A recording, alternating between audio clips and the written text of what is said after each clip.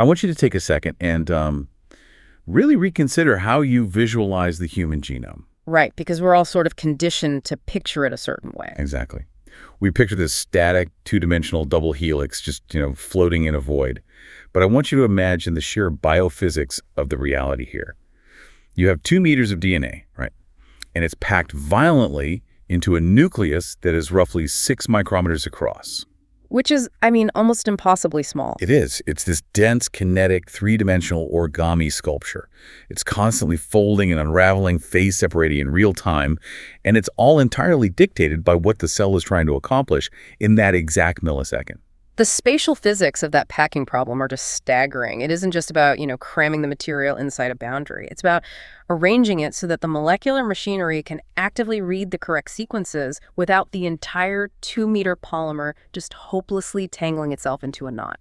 Okay, let's unpack this. Today, we are exploring a breathtaking study from Science Advances out of Harvard that finally tackles this dynamic architecture.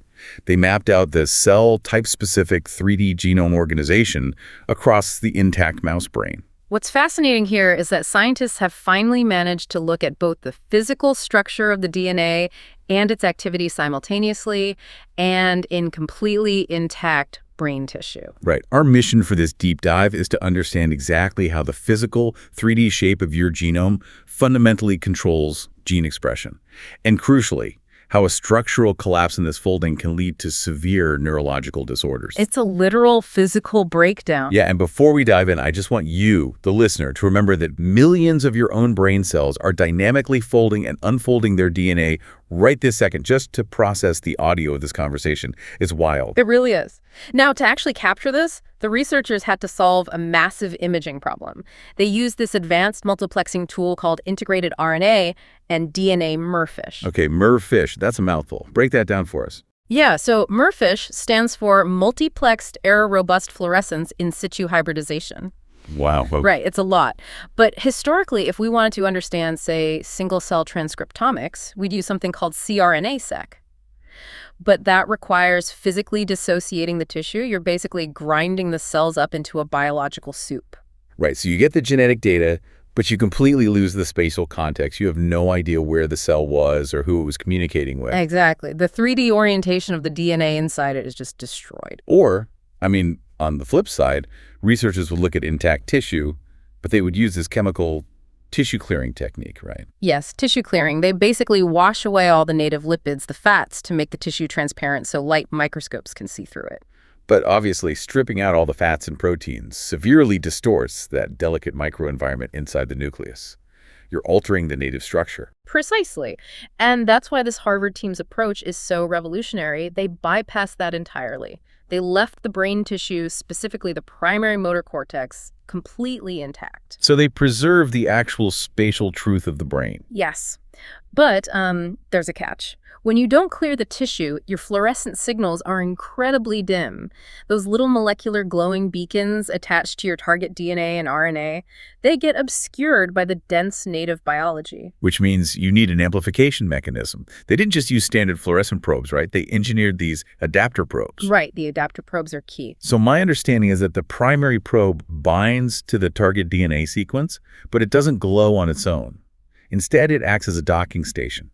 Multiple secondary adapter probes bind to it, and then tertiary probes bind to those. Exactly. It builds this microscopic branching tree of fluorescence. So it logarithmically amplifies the optical signal to punch through that opaque, intact tissue. That amplification allowed them to map the precise 3D spatial coordinates of both the genome structure, the DNA, and the active transcriptional output, the RNA, at the same time. And they did this for over 110,000 individual cells across 21 different cell types. I love this. It's basically like taking a highly detailed 3D Google Earth rendering of a massive city. But instead of bulldozing the buildings to see the street grid, we've amplified the signal so we can just look right through the walls. We see where everyone lives in the DNA and what traffic is actively moving the RNA. That is a perfect analogy, and doing that immediately revealed some really stark anatomical differences at the single-cell level. Right, so let's do a quick recap before we move on. We've got this tool, MERFISH, acting like a 3D Google Earth for our cells, letting us see the physical DNA structure and the active RNA tasks at the same time without destroying the neighborhood. And doing it across thousands of intact cells. Yeah, so for you listening, I want you to think about this. If you could take a 3D snapshot of your own cells right now, what active projects do you think would be glowing the brightest?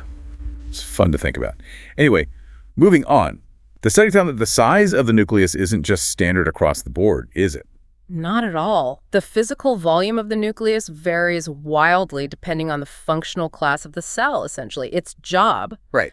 For example, non-neuronal cells like microglia and endothelial cells, they make up the support and vascular network of the brain. They have remarkably compact nuclei. They're the smallest. Yes.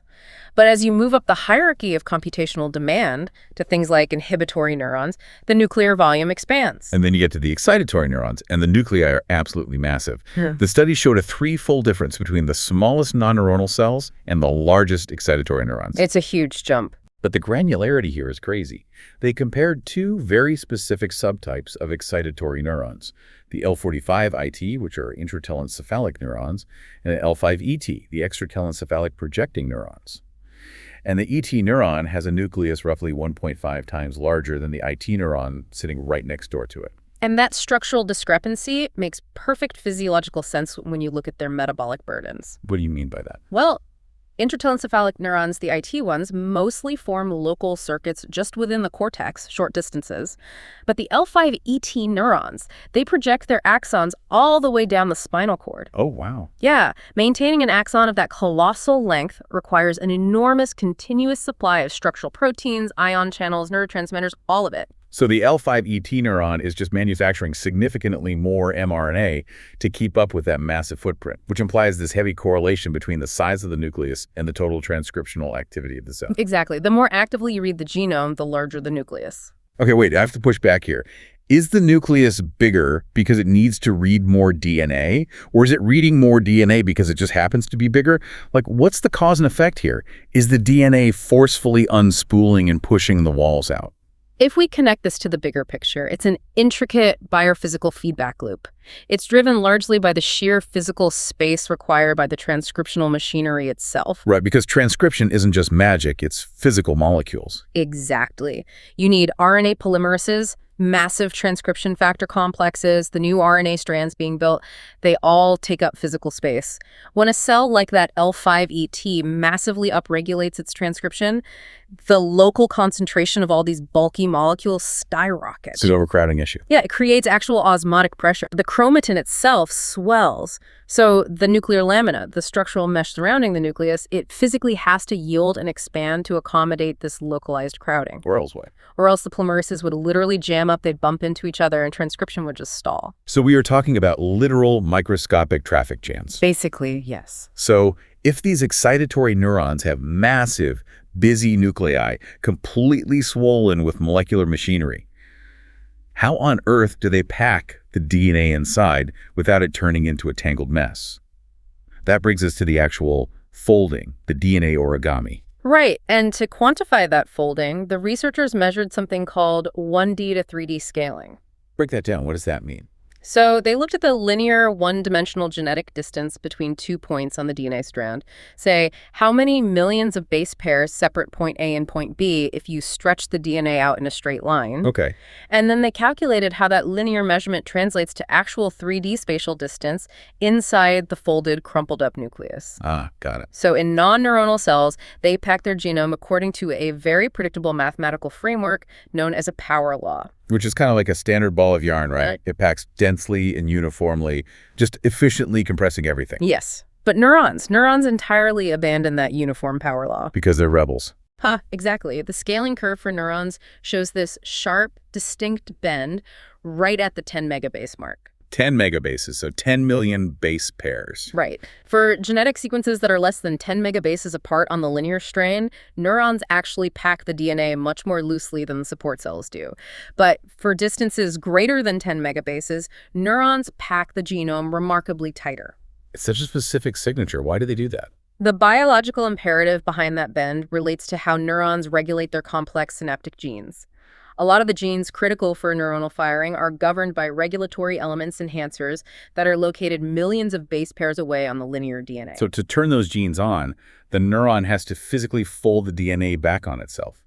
It has to pull those distant enhancers across vast linear distances to dock them with the gene. Precisely. By initiating these ultra-long-range structural loops, the neuron is dragging distant regions of the chromosome into these dense, localized hubs. Which mathematically shows up as extremely tight packing at those long 10 megabase scales. Exactly, but locally, right around the active gene itself, it's kept loose and accessible so the machinery can get in there and work. And this localized looping plays into how the genome organizes itself generally, right? The whole A and B compartments thing. Yes, the genome balances these structures. In active cells, the DNA segregates into two distinct environments, the A and B compartments. Compartment A is euchromatin, open, active, busy DNA. And compartment B is heterochromatin, densely packed, inactive, silenced DNA. Right. And while non-neurons rely on simpler structures called megadomains, highly active neurons heavily segregate into these A and B compartments. You know, a lot of textbook literature relies on this library analogy for this. Like compartment A is the busy reading room with open books on the tables, and compartment B is the deep storage basement archive. It's a common analogy, yeah. But based on the biophysics you're describing, that feels entirely too static. It sounds much more kinetic, like the phase separation of oil and water in a shaken bottle. The active and inactive chromatin physically repel each other, coalescing into separate droplets based on their chemistry. Phase separation is the exact thermodynamic principle at work here. The A compartment is flooded with acetylated histones and transcription machinery. Biochemically, they prefer to associate with each other, separating from the methylated histones in the B compartment. And the Murphish mapping actually caught this happening in real time. They observed this phenomenon called looping out in astrocytes. That was a brilliant observation. Yeah, so they were tracking this highly specific active gene that was linearly located deep inside a massive block of silenced B compartment DNA. Right. And rather than unpacking the entire silenced region just to read that one gene, the astrocyte physically extruded it. It looped that specific active gene outward, pushing it into the A compartment phase space to be transcribed, leaving the rest of the block completely repressed. It's a striking visual. The genome isn't just passively sitting there. It dynamically extrudes specific sequences across phase boundaries to give access to RNA polymerases on an as-needed basis. Let's do another quick recap for the listener, because that was a lot of dense biophysics. So we've got neurons bending their DNA at the 10 megabase mark to form these ultra-long loops, and they strictly separate their DNA into active A compartments and inactive B compartments, literally looping genes out like popping a bubble when they need to read them. That covers it perfectly. So for you listening, think of your own organizational system at home or work. Do you throw everything in one drawer, or do you strictly segregate your active daily tasks from your deep storage? Kind of like these neurons face separating their active and inactive genes. It's all about efficiency. It really is. So we know they separate the active and inactive DNA like oil and water, but where exactly do they put them inside the nucleus? Location, location, location. Which introduces the concept of nuclear radial positioning, basically center versus edge. Right. In virtually all eukaryotic biology, there is a fundamental spatial rule. Active euchromatin compartment A goes to the nuclear interior, floating in the center.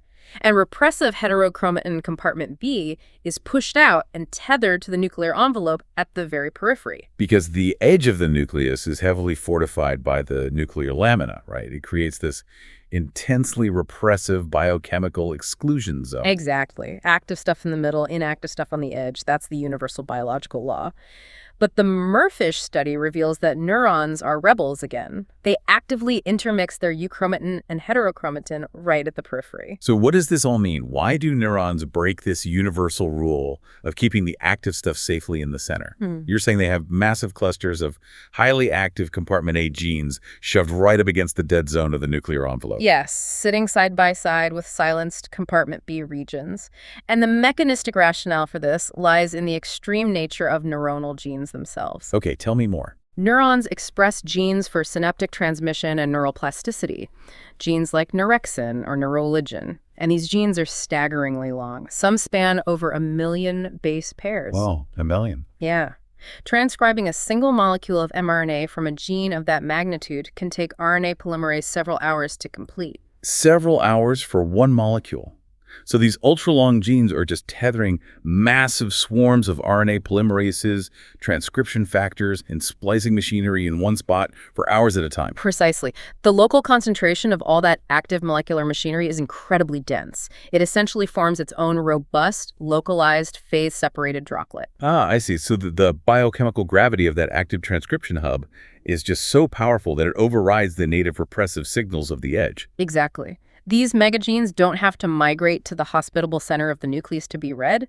Their molecular momentum is so strong, they simply displace the repressive proteins at the edge and carve out active workspaces where there shouldn't be any. The genome forces the architecture to adapt to its needs rather than adapting its needs to the architecture. That is so cool. Highly customized. But, I mean, a system this aggressively customized, where neurons are actively suppressing normal rules to build active hubs in dead zones. It has to require phenomenal structural regulation. It implies a precarious balance. It is very precarious. If the anchors maintaining these spatial zones fail, the entire system should theoretically just collapse. And it does. That collapse is clinically devastating. To study this, the researchers focus on a specific architectural protein called MESCP2. MESCP2, what does it do? It's a methyl CpG binding protein. It selectively targets and binds to methylated DNA sequences, which are the main ingredients of the silenced beak compartment. Its biological function is basically to act as a biochemical crosslinker. It stabilizes the heterochromatin and reinforces the boundaries between the active and inactive zones. It's the bouncer at the club, keeping the rowdy active genes away from the quiet inactive ones. That's a great way to put it. And here's where it gets really interesting. This is where structural biology crashes right into clinical pathology. Mutations in the gene encoding this MESCP2 protein are the primary cause of Rett syndrome. Yes. Rett syndrome is a severe progressive neurological disorder. Right. Children with Rett syndrome typically develop normally for the first 6 to 18 months of life, but then it's followed by this rapid loss of spoken language, motor control, and the onset of seizures. So the researchers actually knocked out the MESCP2 gene in mice to observe the spatial fluid out using merfish. And the spatial degradation they saw was immediate and profound. When MESCP2 is deleted, the structural integrity of that phase separation just fails. The bouncer is gone. The bouncer is gone. Transcription of genes located in the interior of the nucleus, normally the safe active zone, precipitously drops. Conversely, transcription of genes at the nuclear periphery, normally the silence zone, abnormally spikes. Wow. So losing MESCP2 is like instantly repealing all the zoning laws in a highly organized city. You no longer have the oil and water separating. The boundaries dissolve entirely. Exactly. The active, dense transcription hubs in the center get watered down and suppressed by heterochromatin drifting in from the edge. And the quiet residential zones at the edge are suddenly invaded by active transcription factors, turning on genes that should absolutely remain silenced. This raises an important question, though, right? It forces a total paradigm shift in how we conceptualize disease states. It really does. We are so accustomed to viewing neurological disorders just through the lens of chemical imbalances, Right. like, too little dopamine, too much glutamate, or strictly linear genetic typos. But the merfish data proves that pathology has to be viewed through a 3D spatial lens. The genome's physical architecture is just as crucial as its genetic code. If the physical topography breaks down, the brain breaks down, even if the linear sequence of DNA letters is perfectly intact. The functional identity of the cell deteriorates simply because its spatial geography collapsed. Let's do one final recap here. Yeah. We've seen how radial positioning normally puts active genes in the center and inactive on the edge, but neurons break this rule for their massive genes. And we just saw how the protein MESCP2 keeps these active and inactive zones from blurring together. When it fails, you get the spatial collapse seen in Rett syndrome. A collapse of the architecture itself. Right. So, listener, imagine taking the interior walls down in your house. So the kitchen, the bathroom, and the bedroom just blur together into one room. How chaotic would that be for your daily functioning? That's what's happening inside these cells. And that spatial lens changes the entire trajectory of targeted therapeutics going forward. Absolutely. Yeah. Because if the underlying cause of a disease is a loss of phase separation, this chaotic intermixing of 3D compartments, then simply flooding the brain with small molecule drugs to tweak neurotransmitters is basically putting a Band-Aid on a collapsed building. It doesn't fix the underlying structural failure. Which opens up an entirely new, almost science fiction tier of genomic medicine.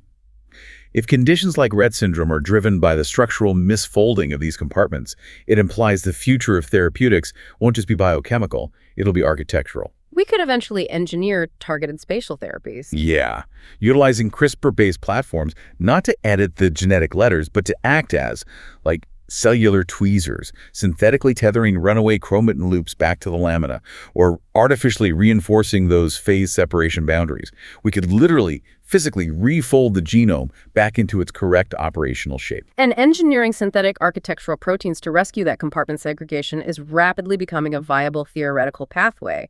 The integrated Murphish mapping we discussed today provides the exact topological blueprints required to even begin designing those spatial interventions. It's mind-blowing. We have transitioned from visualizing DNA as a flat, inert ladder to mapping it as this hyperdynamic, phase-separating engine that physically reshapes its own architecture just to execute complex computational tasks. From the swollen nuclei of those spinal-projecting neurons to the catastrophic spatial collapse driving Rett syndrome, the physical shape of our biology fundamentally dictates our reality. It really is a whole new frontier of biology. It is. I encourage you to sit with that immense biophysical complexity the next time you think about the millions of neurons actively looping, phase separating, and firing in your own cortex right now as you go about your day. Thanks for joining us on this deep dive.